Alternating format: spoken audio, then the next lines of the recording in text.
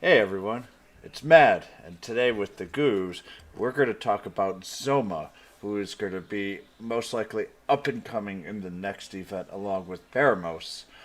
So, is he a unit that is just going to rip off the charts, or does he give you a cold shoulder and you should avoid him? Stay tuned.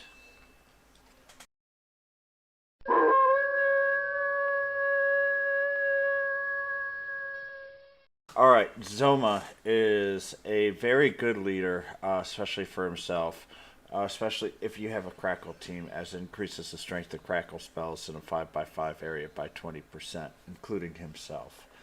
Uh, Oddly enough, though, it actually only works for one skill on himself, as uh, the first skill here, Breath of Ice Magic, which is probably going to be Ice Breath or something a little simpler, um,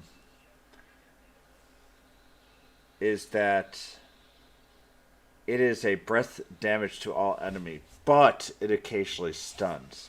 So this is a little bit of an odd skill here, of where the breath damage is, remember, is completely level based, and he is a question mark unit and a spellcaster. So it's not like you can get, say, Great Dragon to increase the breath damage as well. So if you get Zoma, you're probably going to bring him to level 100, so it will do some good breath damage. And when we get to in a few months, we'll actually be able to level up to 110, and the breath damage will actually start becoming more prevalent. But right now, this is a weird skill where I'm not a huge fan of the damage. Its MP consumption still pretty high. It's 57, basically 60. And all in all, here, what we're seeing is that we are going to just basically have just a very simple damage, but you can stun with 2 units. This is a very high risk, high reward skill. The reward is the stun can really turn the tide in a battle, but the risk is if it doesn't stun, you're missing out on a decent amount of damage overall. His second skill is actually a very powerful skill called Psycho Cannon. It is non elemental. This is actually an exciting thing with Zoma. It causes a large magic damage to one enemy. It's an absolute cannon. It does 100. It requires 108 MP though. Zoma is very hungry for MP. Uh, he does cause, as I say, it is non-elemental, so this will do damage to whatever unit that you're looking for, as long as it doesn't have magic fail cast upon it. So the nice thing about Zoma is that you're not going to see any units that will be, well, you could bring in everyone but Zoma. Zoma will do damage with Psycho Cannon. That's the important part. The last bit here is Ruined Ice Block. As long as it's not strong against Crackle, this is the skill you're going to be using pretty much all the time. It has heavy MP consumption of 120, but it does incredibly high crackle damage to all enemies within range. By far his best skill. Um, as I say, the big issue here is he is very, very high in MP consumption. And as you can see, he'll actually be able to cast this a few times. But um, this is a unit with his first skill where sorry, not first skill, first dupe, where he gets increased spell power increase and lower MP usage. It's not the sporadic MP regen, but you'll see that this lower MP usage is actually kind of important for Zoma. Uh, I'm I'm probably going to go for one and then just use my shards to get a second, so I can get my first dupe. But uh, this isn't like the Lionheart or Killing Machine, where you need to get that first dupe to really unlock its power. This is just to give it one more skill that it can use. It's important, but it's not like some of the other units were to really unlock it. So Zoma is good if you just get one. You don't really need the dupe. His second dupe gives you first resistance plus 25, fourth gives bang resistance 25, and the third and fifth gives you ruined ice block power.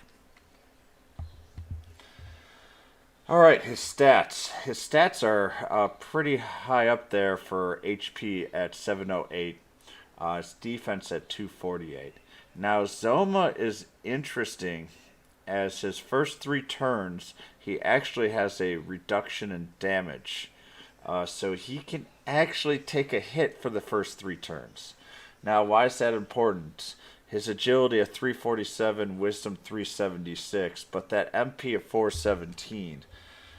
Really, if you do 3 turns of the ruined ice block at 120, that 417 will be pretty much gone, and at that point he's not super useful anyways. So that allows you to get those 3 turns out, and you can just pump out the damage to do as much damage as possible. His attack is good at 263 for a mage unit, and defense is 248. His weight is 65 because he's a question mark unit, and the movement is 2. So all in all, he will move fairly fast. His wisdom is incredibly up there, so he does a lot of damage with his spells. And he has enough MP to do at least a 3, and depending on how everything goes and how many dupes you have, you might even be able to get a 4th really powerful spell out there. But the important thing is his special skill that gives him that reduced damage overall as well.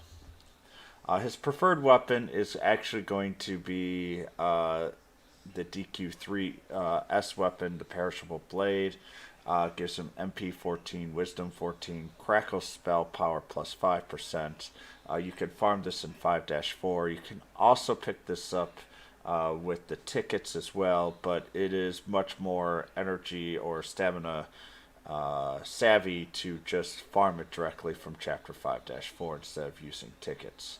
The skills to look for in Alchemy is Crackle spell power, MP, and Wisdom. Nothing too surprising here. But this is the ideal weapon for him as his main spell that you're going to be using is the Ruined Ice Block, which is Crackle spell damage. And that 5% there is going to actually be a very large increase in damage, as this guy can really pump up the damage quickly. So what we're going to do for his learned skills. His first one is Sizzle. This one is moderately for Sizzle AoE, Swoosh for Whoosh type, and Zam for Zam. I highly suggest between Sizzle and Swoosh. I'm going to be giving him Swoosh. This is important because, if I remember correctly, one of the rewards is Swoosh. So you should be able to, during the event, pick up a Swoosh scroll overall, especially if you've already used the Sizzle scrolls like I have. So I will plan on using Swoosh as my second element overall. So pros. The first, this guy's got a very high wisdom score and even good agility to boot. So he's going to dish out the damage, especially if you use him as a leader, 20%. It is just a very, very powerful damage dealer that, as I say, will be able to attack first or nearly first in a lot of events. So with that agility and that wisdom, it is a very good combination. That first 3 turns have the ability to reduce damage to it by 20%. Sorry, everyone. His HP is great for a mage, along with that 3-turn damage reduction by 20%. Makes it fairly tanky as a unit. At least early on, and as the battle gets on, he gets weaker, which is also something very similar to a DQ3 type as well. So He is a very nice unit for teams that try to attack quickly, especially if you don't have like a team that doesn't have a healer, where you need to pump out the damage quickly. This is where Zoma really starts to shine. He has a non-elemental magic skill as well, so he will always at least do nominal damage, and this is just absolutely fantastic. As I say, for a unit to have a powerful non-elemental skill to go along with it. Cons, very MP hungry. 417, and that's at a level 100 with 5 dupes, is sadly really not enough for him to go more than 3 really powerful nukes or 2 higher, or 2 nukes and 2 lower attacks. So basically, unless if you're doing arena and you need to keep him alive, and also with arena because his weight's 65, that usually eliminates most team comps with the question mark or the heroes. Um, you really don't care if he's alive after turn 3, and you can kind of send him off to the great pastures for that round anyways, because his ability to do damage goes way down very quickly. So he doesn't have like the staying power of a lot of other units that can do damage for 7, 8 turns. He does massive damage very quickly and then fizzles out. Will I pull for him? Yes. He's a top tier Magic user that fits on most teams. Very powerful was this dagger from his event. Depending on how you're using, you actually might use him as a leader very often, especially if they're weak to crackle.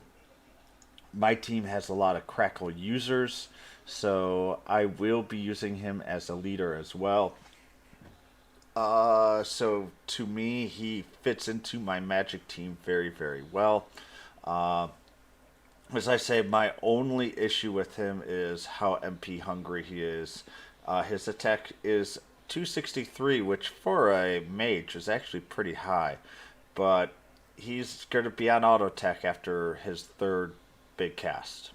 Um, there's not much else to really say about that. He burns through his skills very quickly. But if you're looking to do a lot of damage, which Zoma will do, he will do enough for you to be incredibly worthwhile. Um, Also, his preferred equipment that really makes him shine, just like Dragon Lord's staff did in Dragon Quest One, the perishable blade or the dagger that's in for the Dragon Quest 3 event is just custom made and really does amp up the damage for Zoma. So this is the key. And in case people are watching this after the DQ3 event, his power does go down a bit. And by a bit, it's probably on average about 8%. And once again, it completely depends on your alchemy roll. But his power goes down by about 8% if you do not have the perishable blade. And because of that, if there is at some point again a rerun of this gotcha, and you pull up Zoma, that is going to be one of the negatives. Is if you've never played the DQ3 event, didn't get the perishable blade, this will become a problem. For people who don't get Zoma, make sure, and you're playing right now, make sure that you get that blade. Zoma has come back in Japan, and so just make sure that you do get the blade. It will be useful. Also, the blade itself is very, very powerful for other crackle type users. So make sure that you do get it. It will be very important for the future. I hope you guys enjoyed this look at Zoma. Please, if you've got any questions, comment down below. Also, if you haven't liked or subscribed yet, please do so as well. You can also visit me on Twitch at twitch.tv/Madgarou. I hope you guys have a safe and wonderful time. Travelers, enjoy yourself, and good luck on pulling for both Baramos and Zoma. who should be coming out at the end of this week if we follow JP. Bye, everyone.